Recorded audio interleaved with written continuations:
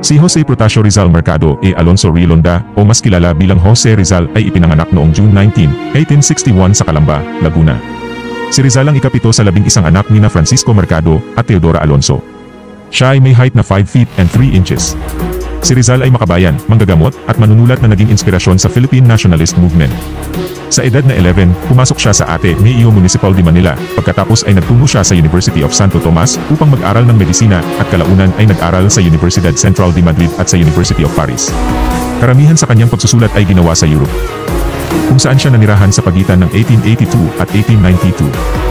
Noong 1887 inilathala ni Rizal ang kanyang unang nobela, ang The Social Cancer, na kilala bilang Noli Me Tangere. Ito ay paglalantad ng kasamaan ng pamamahala ng mga Espanyol sa Pilipinas. Pagkatapos nito ay isinulat naman niya ang El Filibusterismo, na ibig sabihin ay The Reign of Greed noong 1891. Ilan din sa mga famous na sinulat ni Rizal ay ang To the Young Women of Malolos, Para sa Aking Mga Kababata, at Mi Ultimo Adios. Sumulat siya ng ilang akda na nagpahayag ng kanyang mga pagdududa at pagpuna sa simbahan, kabilang ang The Indolence of the Filipino at The Philippines, A Century Hence. Bukod sa mga ito, siya rin ay multilingual at kilala na nakakapag-usap ng mahigit 10 languages kabilang ang Filipino, Espanyol, English, French, German, Dutch, at iba pa. Mahal ni Rizal ang Pilipinas at hindi niya pinabayaan na manaig ang takot dahil alam niyang mas kailangan siya ng kanyang bansa para makamit ang pagbabago sa kamay ng Spain. Kaya tinatag niya ang La Liga Filipina.